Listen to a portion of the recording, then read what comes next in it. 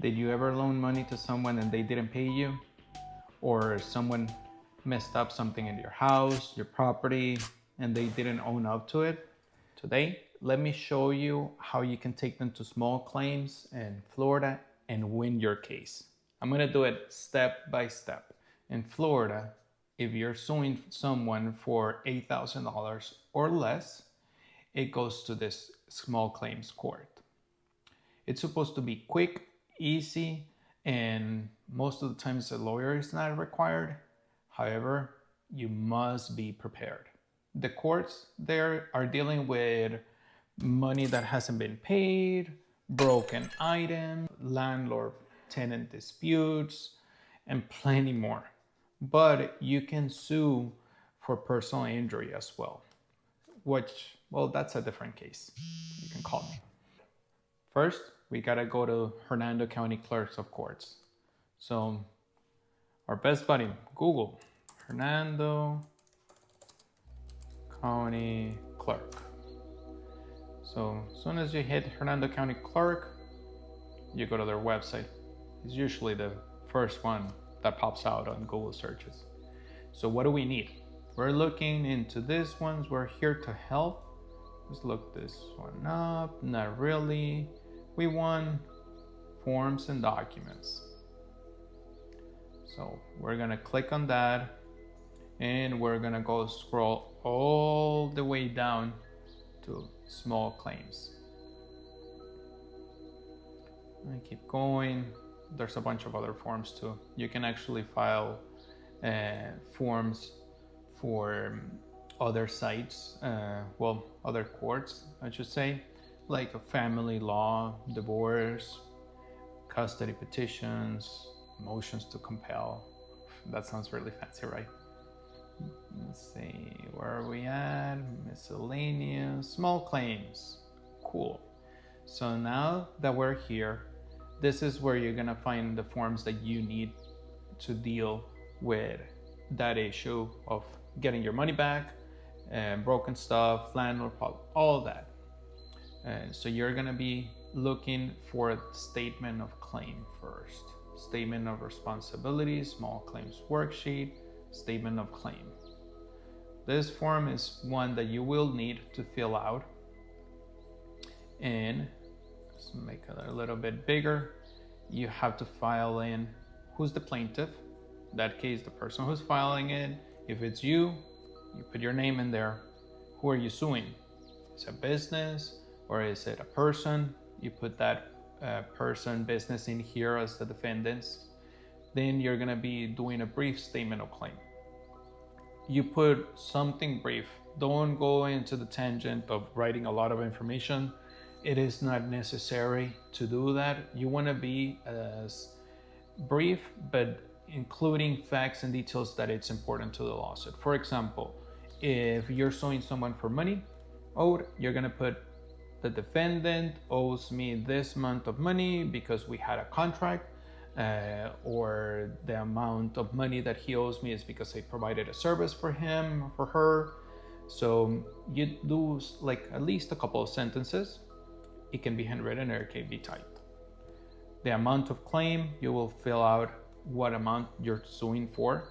The filing fees, which I'll tell you in a minute which ones are gonna be.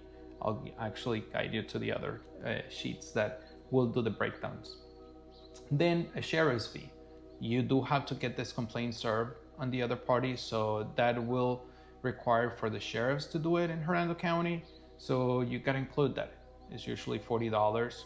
It's payable to the sheriff's office, and they will handle once this claim is filed, this complaint, or this lawsuit, I should say, they will serve it on the other party, the defendant, because you must get them served in order to hold them accountable to the court's jurisdiction. Then you're gonna tally it up, the amounts, and then you include the total here. This it tells you that it's an action for less than $8,000 exclusive of interest and costs and attorney fees. Then you do here. This is gonna be your signature, and then the deputy clerk, notary, is signed outside of the clerk's office. you guys to get notarized. If you take it to the clerk over there at the courthouse, they will do the notarization right there for you. You'll probably have to pay an extra fee, but they have those services. Or you can get it to any notary and they will help you get this notarized. So that's form number 1. You usually, the fees, I will tell you, range something between $55, $300, depending on the amount you're claiming. I will show you that in a minute. So if you go back to the page of the hernandoclerk.com, if you click general information, this one, they already have information in regards to what is a small claims, do you need a lawyer, statute of limitations, where to file, where to take it, the copies. You already have here, if you see it, we have a breakdown. Anything between 1 cent and $99 or $99.99, it's going to be $55 fee. If it's between anything between 100 and 500, it's going to be $80.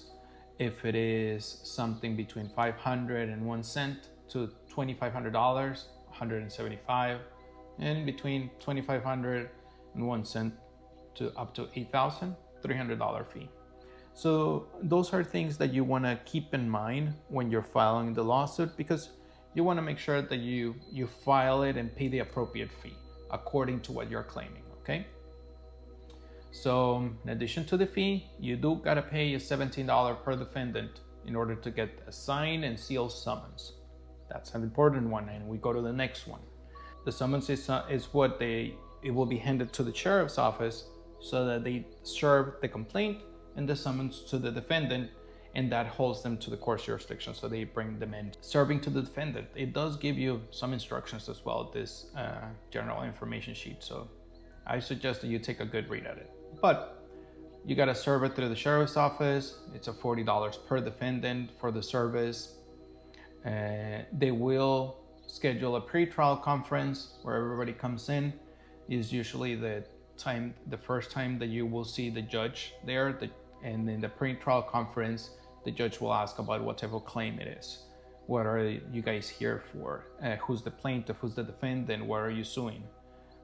That is not the time to be presenting a bunch of evidence. That is not the time to argue. That is not the time to hold your trial. That's a pre-trial conference. Your trial will come afterwards.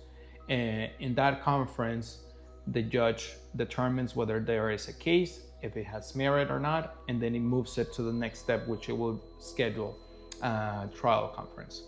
Sometimes in between, judges like to try to get these things resolved, and they have judicial discretion, and they send you guys to mediation. And with mediations, what they are going to do is try to see if you can come to an agreement. So let's talk about the process itself. You downloaded the form, you filled it out, you have it ready.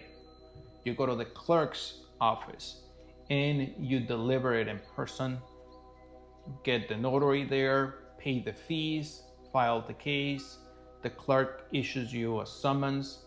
You will, next step, serve it on the other party. How do you do that? By the sheriff's office. Through the sheriff's, you take the summons, the complaint, take it into the sheriff's office. They will hand deliver that to the defendant. That defendant now will be required to answer that complaint, and they will set it for a pre-trial hearing. And the phase that you're doing that you're waiting for the hearing, you will start gathering evidence. So you gotta think of it like it's a game, and you want to prove it. So gather all the things: text, emails, agreements, written papers, receipts, photos, witnesses, statements from the witnesses, anything and everything that you can to prove your case. In civil court, you got a preponderance of the evidence standard. So you're looking at the scales, and it's the responsibility of the plaintiff to prove their case. So you're going to be looking into trying to tilt the scales one side or the other. Obviously, you want to do it to your side. So just keep that in mind. Then you will have your court hearing. In that court hearing, the trial, that's when you're gonna be in your best behavior. That's showtime.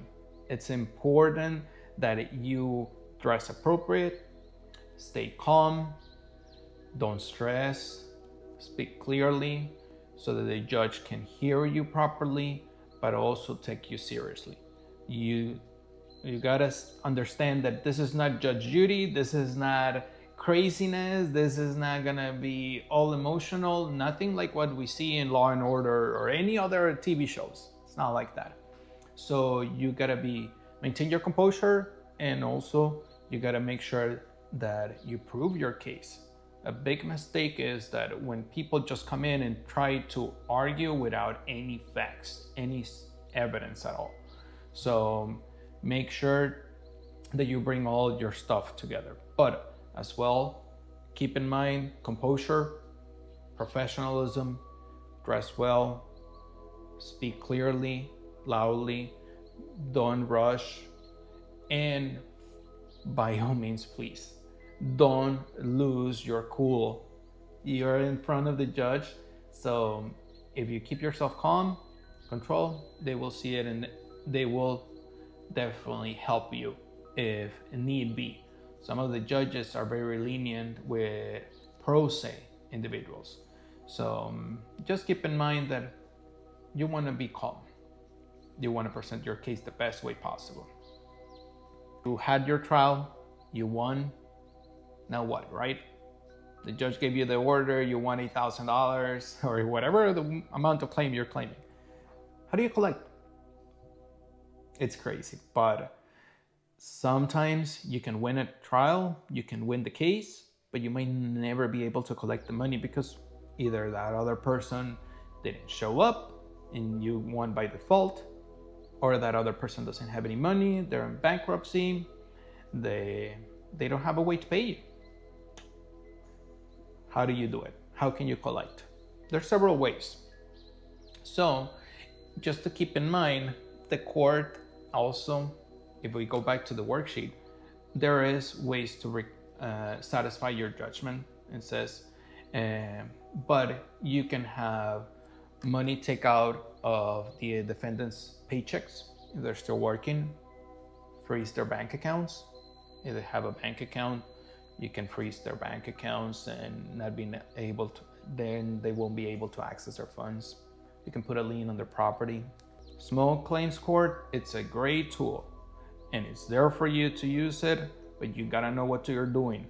So if this helps you, please like, subscribe.